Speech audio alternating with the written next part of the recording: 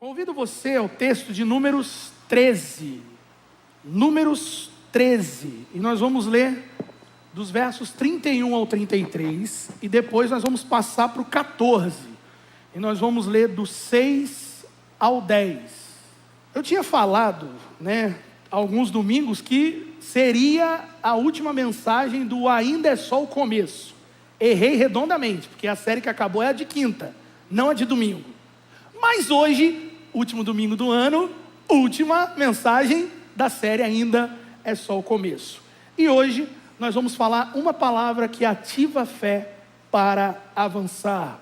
Uma palavra que ativa a fé para avançar. Então, Números, capítulo 13, verso 31 ao 33, nos diz assim a palavra do Senhor. Mas os homens que tinham ido com ele disseram: não podemos atacar aquele povo, é mais forte do que nós. E espalharam entre os israelitas um relatório negativo acerca daquela terra.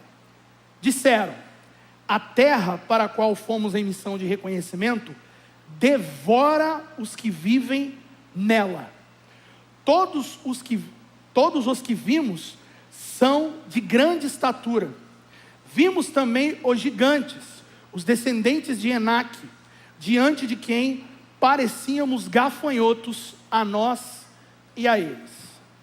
Depois desse breve relatório, os 5 primeiros versos do capítulo 14, você vai ver o povo lamentando do que eles acabaram de dizer, ok? Aí no verso 6 do capítulo 14, diz assim: Josué, filho de Num, e Calebe, filho de Jefoné, dentre os quais haviam observado a terra, rasgaram as suas vestes e disseram a toda a comunidade dos israelitas: a terra que percorremos em missão de reconhecimento é excelente. Se o Senhor se agradar de nós, Ele nos fará entrar nessa terra, onde manam leite e mel, e dará a nós. Somente não sejam rebeldes contra o Senhor, e não tenham medo do povo da terra, porque nós os devoraremos como se fossem pão. A proteção deles se foi, mas o Senhor está conosco. Não tenham medo deles. Verso 10. Mas a comunidade toda falou em apedrejá-los. Então a glória do Senhor apareceu a todos os israelitas na tenda do encontro. Curva a sua cabeça, feche seus olhos. Oremos uma vez mais. Paizinho, todo louvor, toda honra sejam entregues totalmente a Ti. Obrigado, Senhor, porque ao longo de todo esse ano, a Tua destra poderosa nos conduziu. E é certo, ó Pai, que em 2026 ela continuará nos conduzindo, e nos anos vindouros, ó Pai, até que nos encontremos contigo na eternidade. E nós queremos ser gratos ao Senhor por isso. E em todo este ano, ó Pai, nunca faltou a Tua palavra a nós. E somos-te gratos por isso também, Pai. E mais uma vez, a fome e a sede no nosso interior por mais do Senhor. Então, Paizinho, toma cativo a si o nosso interior, coração, mente e vontade. Fala, faz e se move como o Senhor bem quiser em nosso meio. Ansiamos por mais de Ti, ó Pai. E quanto a mim, eu silencio-me, ó Pai, para que a Tua voz ecoe através de minha garganta e lábios. Paizinho, fala, pois queremos ainda mais ser transformados pela Tua poderosa palavra. Ainda é só o começo, ó Pai, do que o Senhor tem feito em nós e continuará fazendo. Assim, Senhor, nos conduza segundo a Tua iluminação. Oramos em Jesus, amém e amém.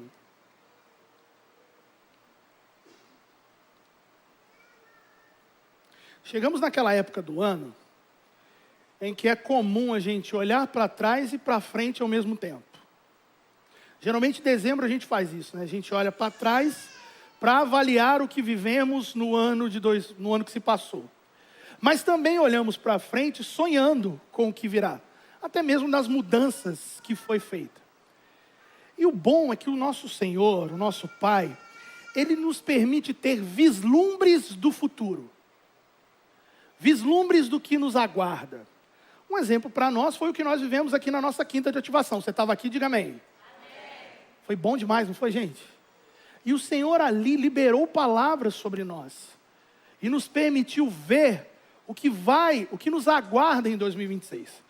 Tudo bem, eu não vim, né? Você pode estar pensando, eu não vim na quinta de ativação, mas existe uma palavra liberada para o seu futuro em 2026. Sabe qual é? 2026 é o ano do... Está preparado para ser enviado? Diminuiu. No culto das 5 tinha mais crente. 2026 é o ano do envio. E por que eu estou trazendo isso para você? Porque as nossas atitudes de fé vão determinar o que viveremos em 2026. O que me adianta ter estado aqui na quinta de ativação ou nas nossas celebrações e recebido uma palavra se a minha atitude não compactua com a palavra que foi liberada? O que me adianta entender que 2026 é um ano do envio se eu estou com medo de ser enviado? Puxãozinho de orelha para você, tá bom? As nossas atitudes de fé vão determinar o que viveremos em 2026. E há algo que a palavra diz muito claramente para nós: a boca sempre fala do que está cheio o coração. Aí, vem o pastor Eduardo Botolozzi e diz o seguinte: o que você anda falando e declarando tem a ver com a fé interior que você tem. O que andamos falando, o que andamos declarando, diz muito a respeito da fé que está dentro de nós. Talvez nós estamos olhando para 2026, né? Ano de Copa do Mundo. O Brasil não vai ganhar o Hexa. Se você tem mais fé do que eu, diga aí. Ou você está olhando para 2016, não, ano de eleição. Nossa, que tragédia. O que você está proferindo está dizendo muito da fé que vai no seu interior. Eu peguei aqui exemplos corriqueiros para que você entenda. Mas será que você não tem declarado: vem aí mais um ano difícil? Mal terminou o ano e eu já estou cansado. Isso está dizendo muito da fé que está no seu interior. E algo que nós jamais podemos esquecer: mesmo as promessas que Deus nos liberou precisam ser conquistadas. Guarda isso aqui, igreja. Mesmo as promessas que Deus liberou sobre nós precisam ser conquistadas. Nada que o nosso Pai nos abençoa graciosamente vem a nós a esmo, vem a nós sem luta. E sabe por quê? Porque se recebemos fácil, tão facilmente esquecemos também. E o Senhor, Ele gosta que sejamos coparticipantes do que Ele tem feito. É por isso que Ele derramou o seu Espírito em cada um de nós, para que possamos ir por todo mundo e pregar o Evangelho a toda criatura. A verdadeira fé se manifesta através de ações concretas e não meramente de crenças passivas. 2026 vai ser o ano do envio. Mas eu não tomo a coragem de dizer: Senhor, eis-me aqui, envia-me a mim. 2026 vai ser o melhor ano da minha vida. E eu vou continuar fazendo as mesmas coisas? Já diria o físico Albert Einstein, né? É uma idiotice fazer a mesma coisa esperando resultados diferentes. Se eu quero resultados diferentes, eu preciso fazer diferente.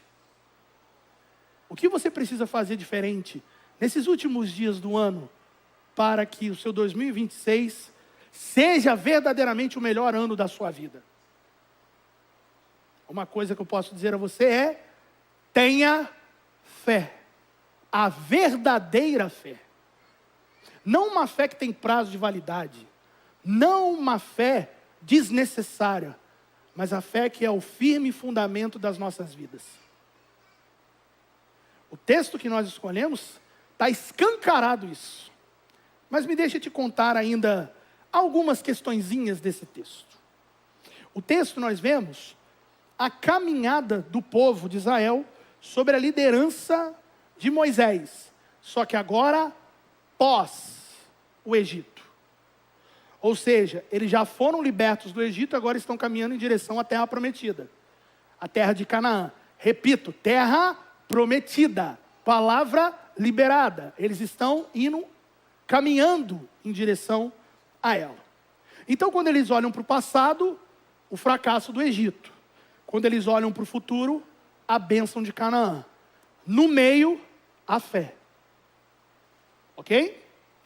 Canaã é mais que um local. É um novo tempo. É um ciclo novo. Quem sabe 2026 para você não é a chegada em Canaã. O que você espera viver há tanto tempo? 2026 pode ser.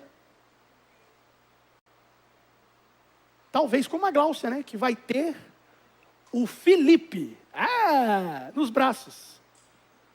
Tanto que foi sonhado, tanto que foi desejado. 2026 chegou o dia, o ano, né?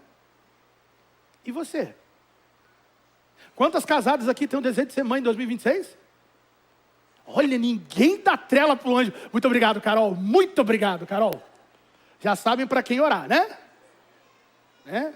Aí eu estou vendo um monte de casado do Senhor passar lá na casa da Carol, passar lá na casa da Carol. Para você que não entende, a gente brinca aqui do anjo passar e uma mulher ficando grávida na igreja, tá ok? Um novo emprego, uma nova conquista, um novo nível de maturidade com o Senhor, um novo nível de experiências. Canaã significa isso. Mas mais que um lugar novo, Canaã precisa de um povo novo. E não é o que está acontecendo aqui. 12 espias foram enviados, eu vou falar isso agora. 12 espias passaram 40 dias em Canaã e trouxeram um relatório sobre como é a terra, ok? Só que esse um relatório tinha duas perspectivas muito distintas. Muito distintas. E sabe qual era a diferença básica? Fé.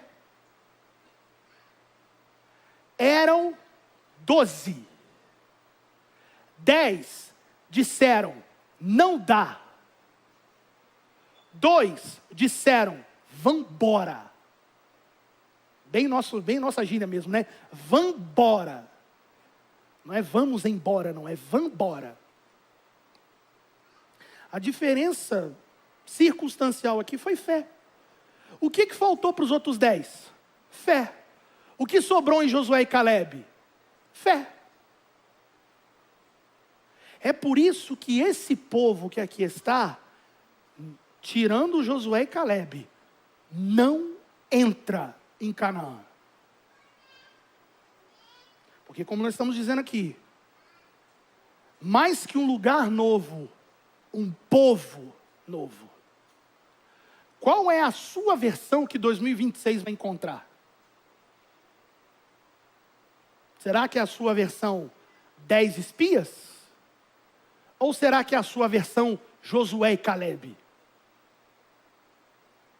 Qual que é a diferença circunstancial? Fé. Como que vamos entrar esse novo ano? Não dá? Não conseguimos? É impossível? Ou será que vamos entrar dizendo, vamos, a terra é nossa? Pense nisso.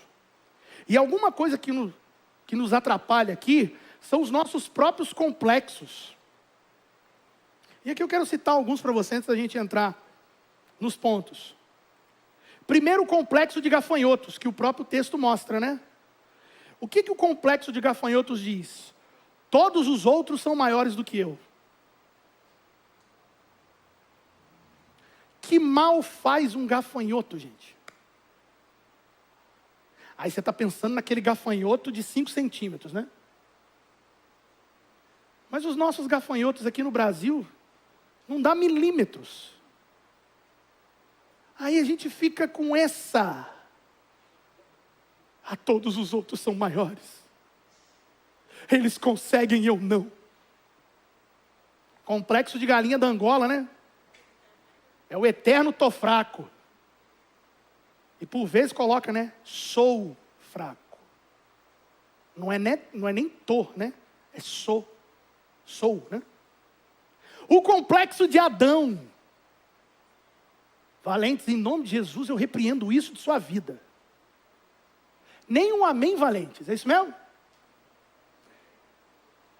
Qual é o complexo de Adão? A culpa é do outro. Isso não é a minha responsabilidade. E você acha que eu estou falando só para os homens, né? E o último e melhor, o maior dos complexos, o complexo de Judas. Nosso complexo da traição, tudo bem. É o complexo do farinha pouca, meu pirão primeiro. Judas traiu Jesus porque ele queria o melhor para si, não para o povo.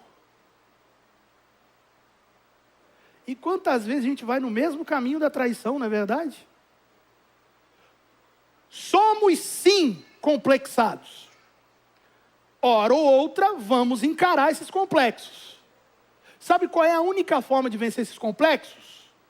Fé. Se eu tenho fé, eu nunca vou me achar um gafanhoto. Se eu tenho fé, eu nunca vou dizer sou fraco. Posso estar fraco. Se eu tenho fé, eu vou entender que do que queixa o homem a não ser a respeito dos seus próprios pecados, né? Sim, a responsabilidade é minha. E jamais eu vou trair. Eu sempre vou querer a vontade de Deus, não a minha própria vontade.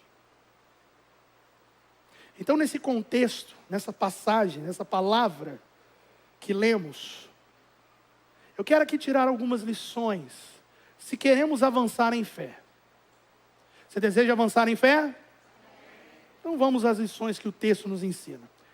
Em todos os pontos eu vou trazer os dois relatos, ok? Então mantenha sua Bíblia aberta aí. Você fechou sua Bíblia? Diga amém. Então abre de novo, crente. Oxi, misericórdia. Se queremos avançar em fé, andemos sempre com coragem.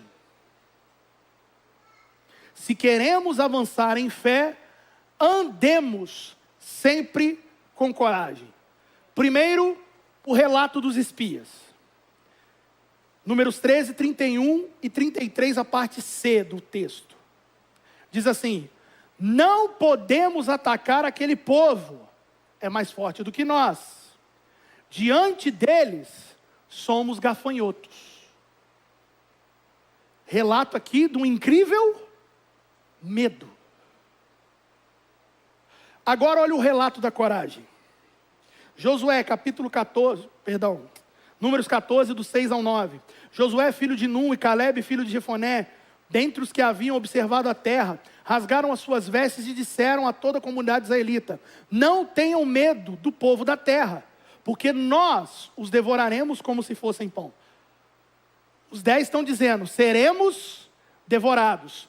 Olha os dois cheios de coragem e de fé: somos nós que vamos devorar eles. E olha a confiança de Josué e Calebe: eles não têm mais proteção, Deus está conosco. Não tenham medo. Quando você olha para o mundo, onde Deus está? Lá ou com você? É um enxergar simples. Quando você olha para o mundo, indo de mal para o inferno, como está indo, Deus está lá em sua soberania, em seu governo, amém? Mas a proteção dele está do seu lado. É por isso que nós podemos dizer: eu nunca vi um justo mendigar o pão. Aí o Silvino já risca no pandeiro, né? Rá.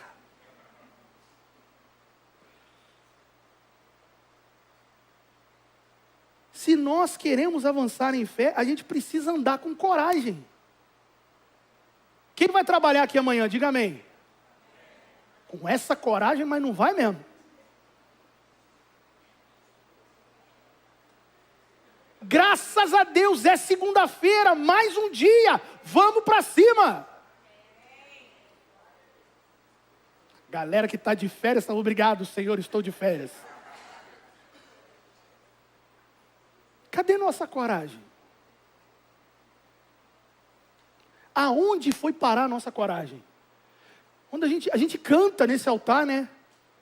Sobre ter a mesma... Ó meu Deus, reaviva sua igreja de novo. A gente quer ter a fé dos que vieram antes de nós, que entravam na arena enfrentando os leões. Cadê nossa coragem?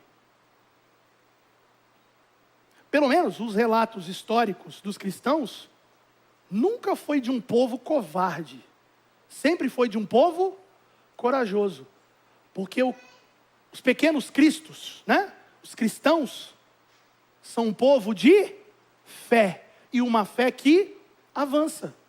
Então anda com coragem. Ou será que realmente achamos que Deus criou seres menores, inferiores e sem valor, e somos um deles? Sabe qual que é o nome disso aqui? Preconceito. Todo preconceito tem a base disso aqui. O outro é maior, um é maior e o outro é menor. Será que a gente acredita que Deus, na sua infinita soberania, criou maiores e menores? Eu não estou falando de estatura nem de largura, porque depois do Natal é complicado. Eu não estou falando disso. A própria palavra nos afirma que diante do Senhor somos todos iguais. Deus não faz acepção, não interessa seu título, não interessa sua falta de título, não interessa sua cor, time que você torce, sua condição financeira. Deus olha para você com o mesmo amor que olha para todos os outros. Era isso que esses 10 de Números 13 estavam dizendo. Eles são maiores, eles são mais fortes. Nós não somos. Somos inferiores. Só que nós temos em Deus uma família onde nos refugiamos e somos enviados. Você está entre família hoje, amém? Sim, a sua família está aí do seu lado. Sua frente, a sua retaguarda, estamos em família. E quem aqui é maior? Quem aqui é menor?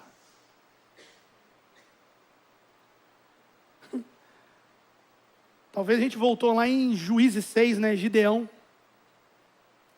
O verso 12, o anjo do Senhor, representando o próprio Deus, aparece para Gideão e diz o seguinte: o Senhor é contigo. EBD faz falta, né? Poderoso guerreiro, varão valoroso. O que o Deus Todo-Poderoso estava dizendo para Gideão? Você é um poderoso guerreiro.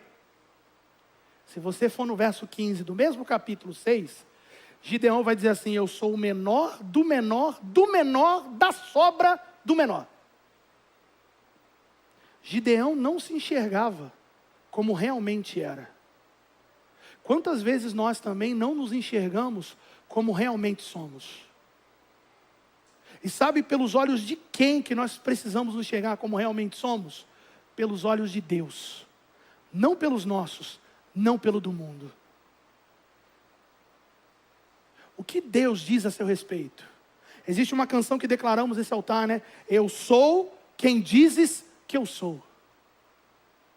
Eu tenho certeza que se hoje o anjo do Senhor descer até você, o que você vai ouvir dele não é pequeno, fraco, menor, insignificante, sem valor.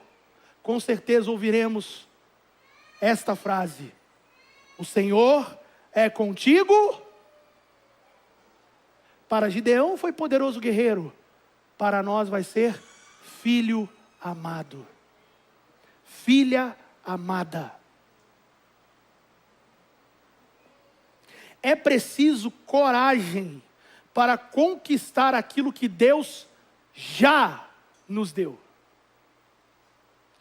É o que Caleb e Josué estão dizendo, gente. A única coisa que nós precisamos ter, a única, é coragem. E entenda-se, fé no lugar de coragem. É a única coisa. E aí vem o filósofo Aristóteles. Olha que espetáculo. A coragem é a primeira das qualidades humanas, porque todas as outras são garantidas por ela. Entendeu isso aqui?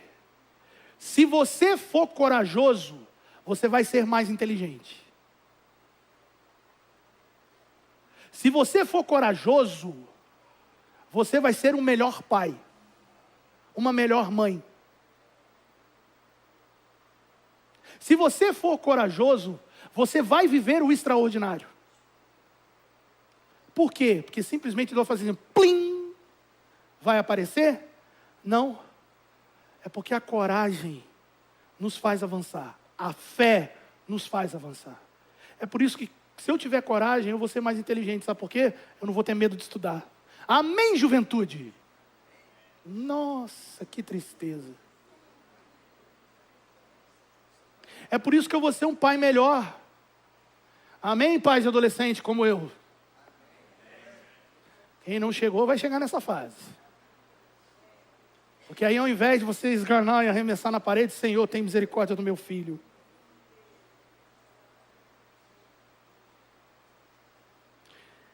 Encerro esse ponto dizendo, nós nunca vamos tomar posse daquilo que não temos fé para encarar. Você nunca vai tomar posse daquilo que você não tem fé para encarar. Se você tem fé para encarar, você vai conquistar. Porque você vai andar sempre com coragem. Então, só para aproveitar o calor que você está sentindo, dá uma chacoalhada em quem está próximo a você e diga, coragem! Nossa, ninguém chacoalhou.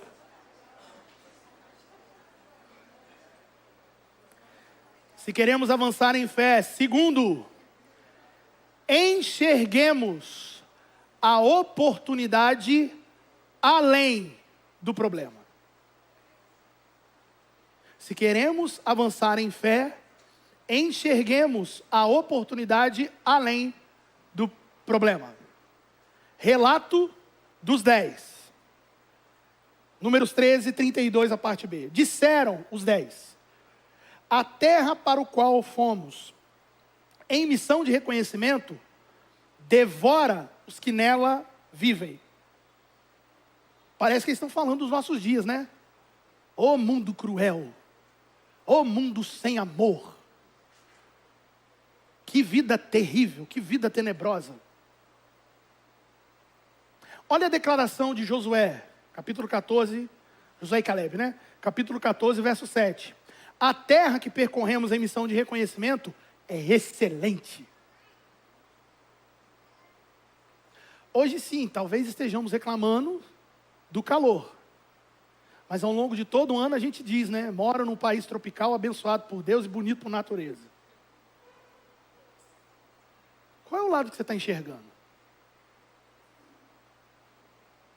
Hoje enxergamos o problema, calor. Mas e a oportunidade que um país tropical e bonito por natureza te dá? Você pode ir para a praia. Você sabia que tem país que não tem praia? Oh! Você pode ir para a montanha, para a cachoeira. Você sabia que tem país que não tem montanha nem cachoeira? E se Deus te der condições, como vai dar a mim, você vai conhecer a neve. Eu amo frio, gente. Eu amo frio. Frio é uma bênção. O que estamos enxergando? O problema ou a oportunidade? E aí, olha como se agrava. Há pessoas que se envolvem tanto com o problema, que o problema vira parte da identidade da pessoa. A mulher do fluxo de sangue. O o endemoniado gadareno se envolveu tanto com o problema que o problema virou parte da identidade dele. Você tem aquela pessoa, você conhece uma pessoa assim, eu sei disso. Ela vem chegando no ambiente, você já diz o quê? Lá vem o pessimista. Lá vem o hipocondríaco. Hipocondríaco é aquele que só enxerga doença, tá? Se você disser para ele, eu estou com uma dor de cabeça, meu amigo, prepara a lista. O que? Itiose. Se bobear, ele fala para você que está até com ânsia, né? Eu tirei o C para não ganhar gatilho. Os espias enxergaram o tamanho do problema. Os espias pegaram o problema, jogaram uma lente, os 10, melhor dizendo, né? Jogaram uma lente de aumento, que o problema era desse tamanho. Era um problema, ok? Só que eles jogaram uma lente de aumento que o problema ficou desse tamanho. Sabe qual foi a diferença? Josué e Caleb também usaram uma lente. A lente da fé. E aonde os 10 enxergaram o problema, Josué e Caleb enxergaram oportunidade.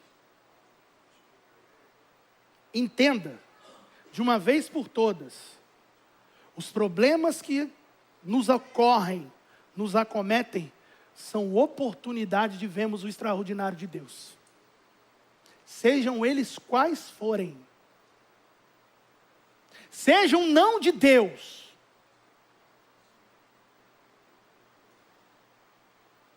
É uma oportunidade. De quê? De me voltar para Ele e dizer, Pai, o que o Senhor quer de mim? Nós precisamos parar de confundir silêncio com ausência. Não é porque Deus está em silêncio que Ele se ausentou. Ele só está em silêncio. O nosso Pai, o meu Pai, né? O nosso celeste Senhor, Ele é o contrário de mim, gente. Eu não consigo trabalhar sem música. A Natália fica para morrer comigo. Primeira coisa que eu faço quando eu acordo, música. E quanto mais pesada, melhor. E eu estou falando de rock, tá? Antes que você pense besteira aí, tá? E é o dia inteiro. Deus gosta do silêncio, gente. E amém. O silêncio não significa que Ele foi embora. A gente precisa entender o que Deus está falando quando Ele fica em silêncio. A fé não nega o problema, não nega o óbvio. Perceba, Josué e Caleb não disseram que não havia problema. Pega aí o relato de Josué e Caleb. Eles não disseram assim, gente, fica tranquilo, não tem problema. A fé aceita o desafio como uma oportunidade de avançar. Rapaz, os caras é grande mesmo. Já pensou de derrubar um gigante? Pegou? Podemos pegar Davi aqui, né? Muitos olhavam para Golias e diziam, é impossível vencer um cara desse tamanho, ele é grande demais. Davi, cheio de fé, enxergando a oportunidade, dizia o quê? Um cara desse tamanho é impossível errar. Ele vai deitar. E deitou. E nós? Será que estamos enxergando os gigantes ou a oportunidade? E é isso aqui que a gente precisa entender, olha só. Quando você pede para Deus, para vencer uma maratona, aqueles que vão desejar começar a correr em 2026, receba essa palavra. Quando você pede para Deus para vencer uma maratona, 42 quilômetros, Deus Ele te dá um par de tênis, não uma medalha. Ele te dá uma oportunidade. Quando você pede mais inteligência para Deus, sabe o que Deus vai te dar? Problema. Para que você exercite esse músculo atrofiado que há dentro da nossa caixa cranial. Que bom que vocês nos disseram amém. e pensemos. Nós precisamos pegar o tênis que Deus nos deu e começar a correr. 1 quilômetro de cada vez. Daqui a pouco, você não vai vencer os 42 quilômetros da maratona. Você vai vencer o Ironman. 150 quilômetros. Amém, igreja? Encerro esse ponto. Em vez de aumentarmos o problema, enxerguemos a grande oportunidade que Deus está colocando nas nossas vidas. Não importa qual revés que você está enfrentando, enxergue a grande oportunidade que Deus está te dando. Uma oportunidade de orar mais, de meditar mais, de falar mais do amor dele, de mudar você, tirar os olhos do problema e colocar os olhos na fé.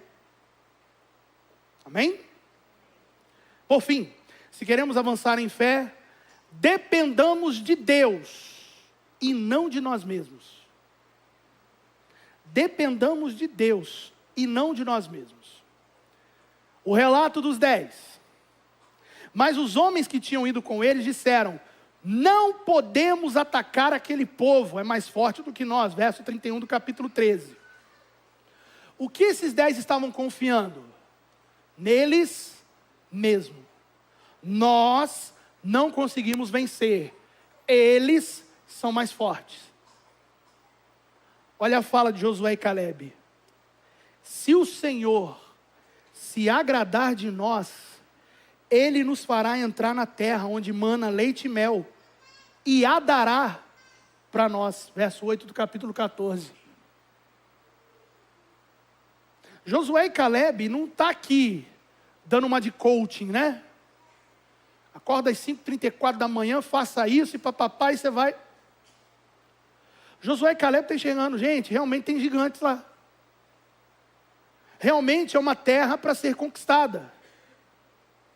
Só que nós não estamos indo na nossa força. Nós vamos na força do Senhor. Quem foi que deu a terra para Israel? Quem foi que deu? Ué, se Deus deu, é Ele que garante, não é verdade? Era isso que eles estavam enxergando. Ou melhor, era isso que eles precisavam enxergar. Não é positivismo. Né? Pensamento positivo, balela. É fé real e nada mais.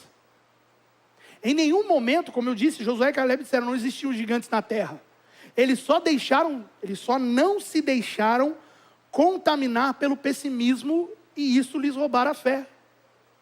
Lembra que eu disse a você que entre o final do capítulo 13 e o relato de Josué e Calebe, o que aconteceu com o povo aí nos 5 primeiros versos do capítulo 14? Ai, que tristeza. Vamos eleger um líder para a gente voltar para o Egito. Gente, eles estavam a poucos quilômetros da terra. Eles estavam pensando em voltar para o fracasso. Sabe por quê? Confiavam na força das mãos. A única coisa que você vai conseguir, confiando na força da sua mão, é olhar para o passado. Quanto mais você confiar em você, mais você vai olhar para o passado. Mais você vai desejar comer das cebolas, os alhos, os aipos do Egito. Sendo que Deus tem uma terra que emana leite e mel à sua frente. Olha o conselho de Salomão, Provérbios 23, do 17 ao 18. Procure respeitar e obedecer a Deus todos os dias da sua vida. Andar com coragem. Enxergar a oportunidade. Confiar em Deus. Assim, sabe o que vai acontecer? O seu futuro será brilhante. Canaã te espera. E você não perderá a esperança. Talvez você perdeu a esperança em 2025. Deus está aqui hoje para te dar ela de volta. Deus está aqui para dizer para você, Canaã ainda te espera. Há uma porta grande e oportuna em que você é necessário. Procure respeitar e obedecer a Deus, e nós nunca perderemos a esperança. Eu encerro com essa parte. Entenda, não é acreditar em alguma coisa. Pega isso aqui, igreja, que é importante. Não é acreditar em alguma coisa. É sim crer naquele, pôr a fé naquele que está acima de todas as coisas. Ah, mas eu creio, eu acredito em alguma coisa. Esquece isso. Em nome de Jesus hoje, põe a sua fé naquele que está acima de todas as coisas. Conselhos da palavra para você e eu encerro. Não coloque sua fé em ídolos. E ídolo é tudo aquilo que toma o primeiro lugar na sua vida, nós já explicamos isso. 1 Coríntios 10:14. Por isso, meus amados irmãos, fujam da idolatria. Não ponha sua fé em ídolos. Não coloque a sua fé em magias e superstições.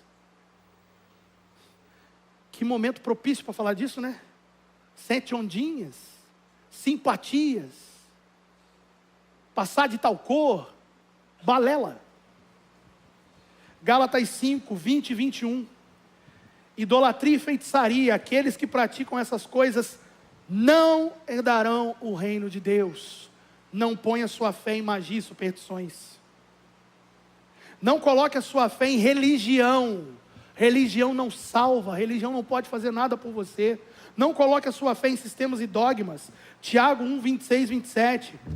A religião em si não tem valor algum, pois a religião que Deus, o nosso Pai, aceita como pura e imaculada é essa: cuidar dos órfãos e das viúvas em suas dificuldades, e não se deixar corromper pelo mundo. Viver o Evangelho, resumo da ópera. Não coloque a sua fé no mundo. Sabemos que somos de Deus, e que o mundo está sob o poder do maligno. O que é nascido de Deus, vence o mundo. E essa é a vitória que vence o mundo, a nossa fé. 1 João 5, 19 e 5, 4. Não coloque a sua fé no mundo. O mundo não tem nada para te oferecer. Ok, pastor? O senhor falou aí de um monte de lugar para não colocar a fé. Aonde eu devo colocar a minha fé então? Se ponha de pé que eu te conto.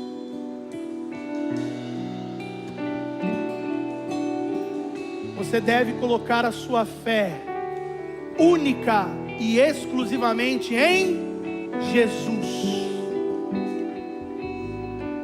Quantas vezes nós escutamos os evangelhos e na Bíblia: aquele que crê em mim, rios de águas vivas ressuscitarão, não andarão perdidos, terão um lugar no céu. Confia em Deus, põe a sua fé em Deus, põe a sua fé em Jesus. Você se lembra da história de alguns desses nomes aqui? Samua, Safate, Gilgueal, Palti, Gadiel, Amiel, Nabi, Jeuel. Conhece a história de algum deles aqui? Isso aqui é só alguns nomes dos 10 que foram lá e não usaram a fé. Mas quer ver uma história? Você conhece Josué e Caleb? Você sabe da história dele? O Caleb, que aos 80 anos disse: olha, eu ainda tenho a mesma força de 40 anos atrás.